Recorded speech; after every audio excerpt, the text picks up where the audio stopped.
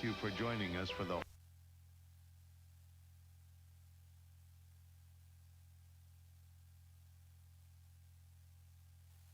make a little arrangement with you. He says, if you really want to join, he says, do what you do. You come in on Thursdays and you come in on Monday evenings and you clean up this place. And we'll take that in lieu of your dues. And so I was the first associate member and the first union member. And that was a long time ago. Doug's passion took a different turn in the 50s. He needed to capture the action, and he found that in motion pictures, 16 millimeter to be exact. His first films were in Milwaukee, but then he headed west to Colorado. They only had 2 trains a day. So what I would do, I would take the first train up, and I'd get off at a predetermined place. They would let you get off any way you wanted to. And I had a map of the milepost by milepost map of the line from Durango to Silverton. And I would get off at this particular milepost, and I would reconnoiter around to get a nice view. And then I cut down, the vegetation. I always had a machete, and I'd cut all the vegetation down. Because the second train was an hour behind the first train. That gave me an hour to get set up, get my camera all set up, and I'd wait for the first train. Then after the first train went by, I had all the rest of the morning to the afternoon till the first train came down, which was about 3 or 4 hours at least. So in the meantime, I would reconnoiter another spot. Sometimes I'd walk a mile, and I'd cut down the vegetation. I get the camera there and I look at it. Still, maybe it wasn't right, but I leave it there. Then I go to another spot. Sometimes I get to 2 spots, spot for one I liked, and then I'd wait. The footage was mainly for his enjoyment, something he could share with his model railroad friends. But what he hadn't considered was that he had recorded history. I had never considered my film as video quality, not commercially. And I'd never even given it a thought. I'd always shown it. I had a lot of programs around the Milwaukee area, around the state. But Doug Jones' film was video quality. And it was at one of those local showings that he was discovered. Doug's video became the focus of a video series. I still take pictures of trains. I do, in my modeling, I take detailed pictures and I hang around the railroad yards. Sometimes I go, like for instance, if I want to model this car, when I wanted to model this car, there were no plans, no photographs. So I went down to Jones Island and I photographed it, I measured it, and I built from photographs. Jones is a master at scratch building. This gifted photographer, cinematographer, and model railroader makes trains his life and his art. When I get to where I can't go out, I still want to watch the movies that I took when I was able. How is that? I'll always be trains.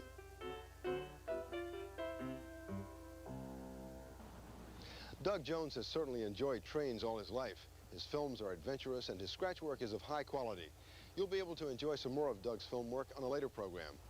Thanks for joining us on Tracks Ahead. Next time, we'll meet some ladies who were hostesses, not waitresses, but hostesses on trains in the 40s. And we'll travel on a train run the same way it was 126 years ago. It's Paraguay by rail. And it's all aboard the Milwaukee Road 261, a steam locomotive that came back from the museum. I'm Spencer Christian.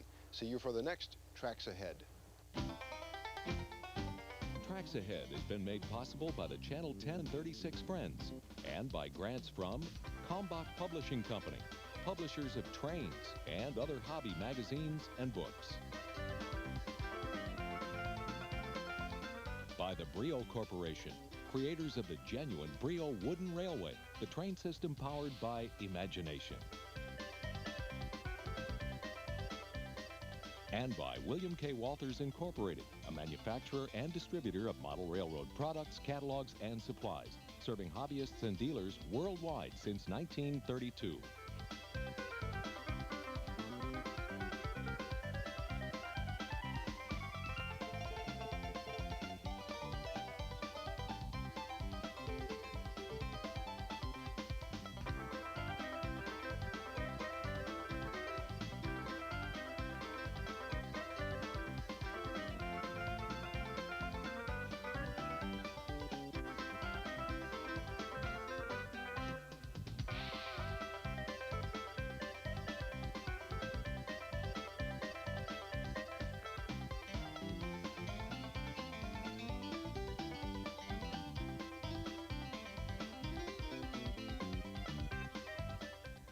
Tracks Ahead is now available on video cassette. To order your copy, have your Visa, MasterCard, Discover, or American Express card ready and call 1-800-9-RAIL-TV.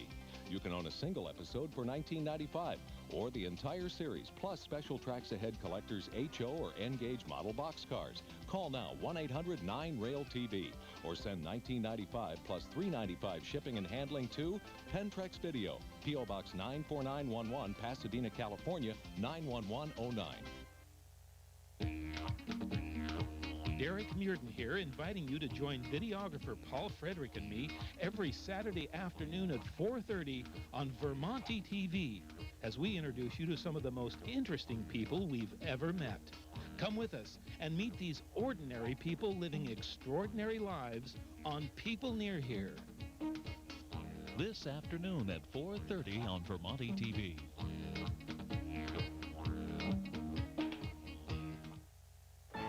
I'm Chris Jussel, host of a brand new series called The Antiques Roadshow. Behind every antique, there's a story. Who made it and when? It was a gift by Tsar Nicholas. Where it's been all its life. I found this thing hanging on a post in the attic.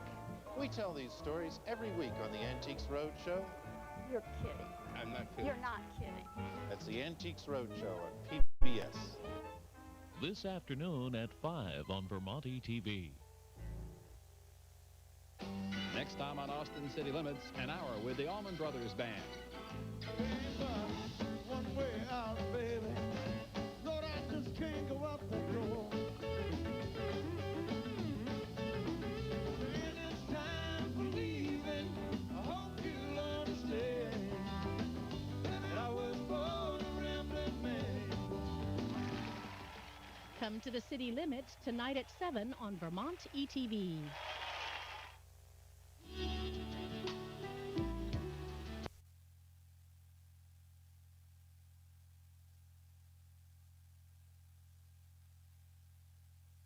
Box 94911, Pasadena, California, 91109. Coming up on Austin City Limits, the Neville Brothers. We gonna be guitar, little one's y'all, ready to get up. We gonna have it work on the fire. And Austin's Jimmy Vaughn.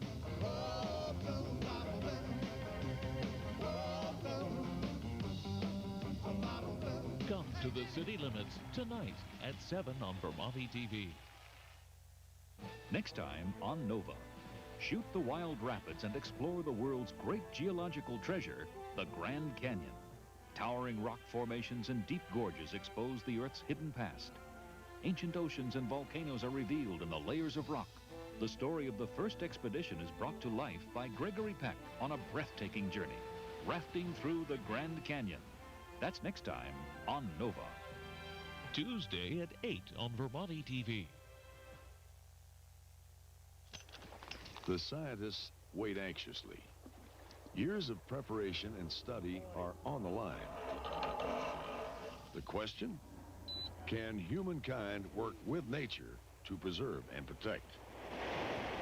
The experiment begins. The Colorado River charges down the canyon. Grand Canyon flood. Tuesday at 9 on Vermonti TV. Black sicklebill, flamed bowerbird, splendid astrapia, exotic birds tucked away deep in the forests of New Guinea. David Attenborough fulfills a lifelong ambition. Nothing has prepared me for the splendor of this wonderful thing. Surely one of the wonders of the natural world. Discover the unknown birds of paradise. Wednesday at 8 on Vermonti TV. Growing up in Yonkers, New York, I was part of the first generation that did not have an involvement with the river. You know, we lost it. But it made me want to find my roots in the river, you know, what the river meant to me. And what I discovered was that great feeling of ownership and that feeling of belonging. You know, that the river belongs to me, I belong to the river. When you think about PBS, it's very much the same thing. You know, you belong to it, it belongs to you. It's a place where you can rediscover things about yourself and about your community and about your roots. My first exposure to nature was via television, and the pioneer in bringing nature into the homes of us city kids was public television. One of the things I saw in the past 2 years, which was terrific, was Kevin Kline's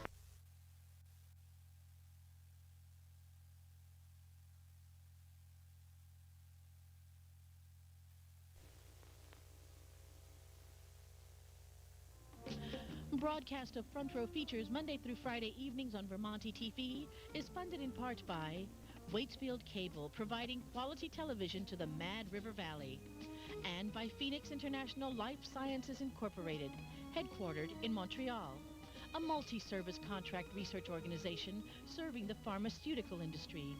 By the Plainfield Bypass, a full-service internet access company in central and northeast Vermont, pleased to support the superior television programming of Vermonti TV, and by contributing members like you.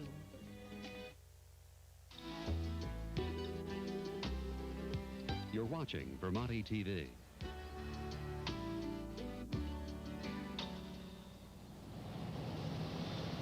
With him, I decided to simply mention the fact that it didn't strike me that he was putting all that much effort into anything.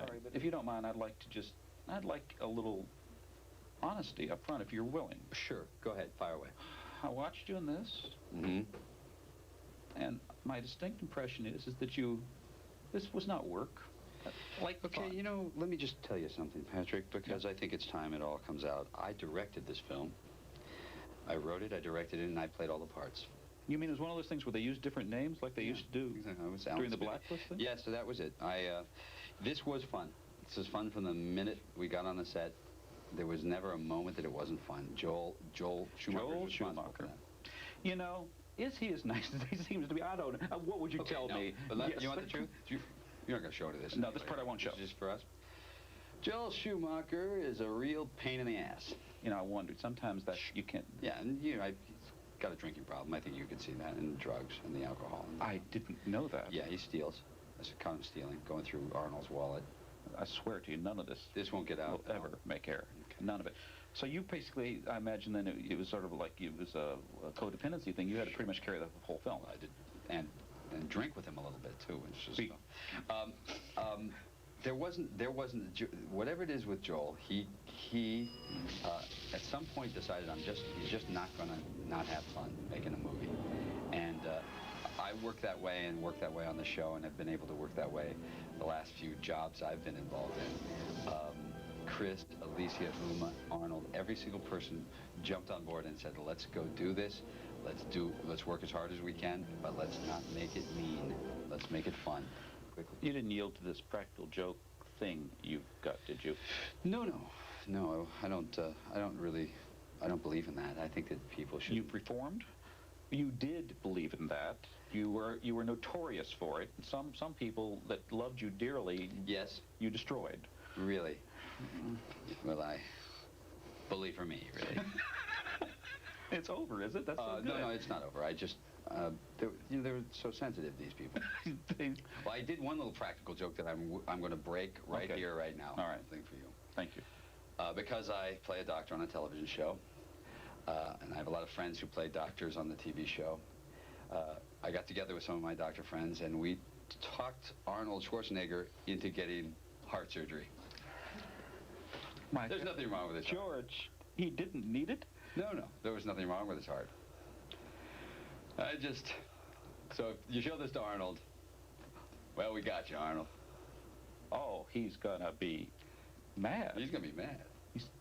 That's good. But don't worry, I won't tell him. No. Well, George, I have another interview to do, so thank you so much. What is this, Clooney? Thank you very much, George. Hey, thanks. With George Clooney in Los Angeles, I'm Patrick Stoner. It's Vermonti TV's Viewer's Choice, where you pick the movies. Now, here's your candidates for this Friday's Viewer's Choice Front Row feature.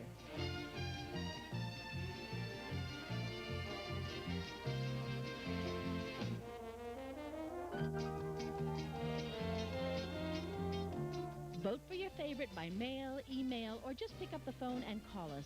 And be watching Friday night for Vermonti TV's Viewer's Choice Movie. And now, some scenes from the Royal Opera House. Carmen, the seductive gypsy heroine of the opera, will be played by Denise Graves. Brought up on the wrong side of the tracks in Washington, she sang in the Baptist choir. Now a star in America, she's making her much-anticipated Covent Garden debut. This morning, it's her first costume rehearsal. You know what makeup is? I don't. That's down the stairs. Carmen must seduce both Don Jose and at the same time her audience. They'll be looking to Denise Graves to live up to her growing international reputation.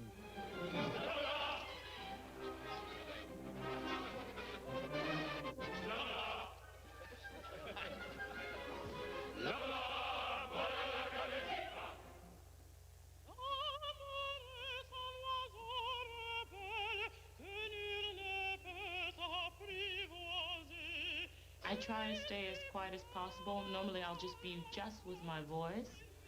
But it's difficult sometimes, especially on the opening night, because everybody's always coming by to tell you good luck and toi toi toi, and that's really sweet.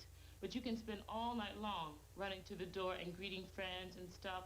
And they don't understand, you know, when I put a sign on the door that said, please do not disturb, everybody assumes that doesn't mean them. Denise? Yeah? Are you decent? The General Director of the Royal Opera House, Covent Garden, is Jeremy Isaacs. He's hailed as a fierce defender of his patch. Terrific. Royal Opera House, Bow Street. Excuse me, you're Jeremy Isaacs, aren't you? No. Yes. I want to ask you something. If you've got concert on like a Streisand concert that must cost as much to put on as a Pavarotti concert, then why is it that they can do it without any subsidy at all and still make money? I mean, well, the argument is that they are commercial, but Pavarotti is just as commercial. No, the fact is that you're absolutely right about the concerts, and no Pavarotti concert is ever subsidized, and he can sell 10,000 tickets at 75 quid a ticket and make a great deal of money. But when he sings at the Opera House, he sings in an opera. And in the opera, there are 100 people in the orchestra, 60, 70, 80 in the chorus. They all have to wear costumes. They're performing in sets. It takes a stage crew of 50 people to put the show on the stage. It's infinitely more expensive night in, night out, and only 2,000 people can get in because of the size of the house. To do Verdi's Aida or Wagner's Meistersinger or Tchaikovsky's and Petipa's Swan Lake or Sleeping Beauty, you need subsidy, and there isn't a single country in the world where it doesn't have subsidy, and we have the lowest subsidy in Europe. Those people that can afford the top seats, or the good seats, they don't need subsidising. Please address your remarks to your Member of Parliament and to the Secretary of State for the National Heritage. But there are members of this cabinet, this government, that will say to me, Jeremy, it's a market, you charge whatever you can get. Rehearsing Carmen, the Cigarette Girls are up in arms.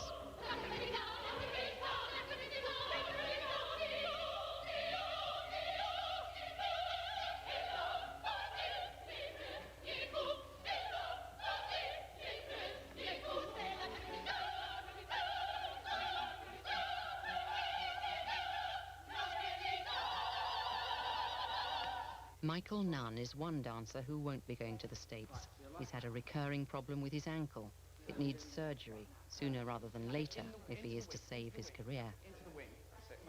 It's my last chance now. I've tried everything. I've had cortisone injections, I've tried anti-inflammatory tablets, you name it. I've done it, acupuncture, massage. Nothing seems to work, so surgery is the last option. This afternoon I go into hospital. I don't even know what time the operation is yet because the surgeon is very busy. Probably about 3:30 they'll put me under, and I'll probably come out about 4 o'clock and it'll all be done. The consequences of this not working? Oh, the end of my career. Yeah, I mean, I'll have to think of something else. There's always going to be a risk. I always ask, you know, what are the chances? And they say, well, we can't tell you. Once we actually get in there, that's when we're going to know. It's quite nerve-wracking, really. I mean, it's worse than going on stage. Don't rush. And it's Judgment Day at White Lodge in Richmond Park, home of the Royal Ballet's junior school. The young dancers, aged between 11 and 13, are soon to face a nerve-wracking ordeal. Finish. Don't drop your leg. The first one we saw, what's the Irish lady's name? They're taught it, I see a whole class, and only certain people are picked. So, and I worry about that, seeing them so young, having to, you know, how awful the rest of the week or the rest of the term will be, that they've had this big disappointment not being in Nutcracker. Who goes first? I don't mind. Who's going to be brave and go first? Come on, Emma. Not any more fritters. On the first night, one of these girls will dance Clara, the owner of the Nutcracker doll. The boys are competing for the part of Fritz, Clara's envious brother.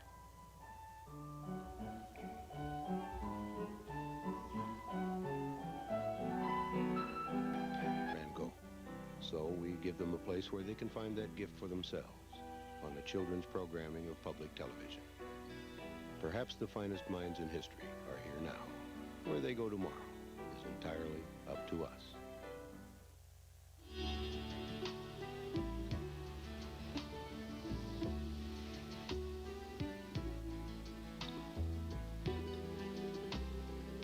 You're watching Vermonti TV.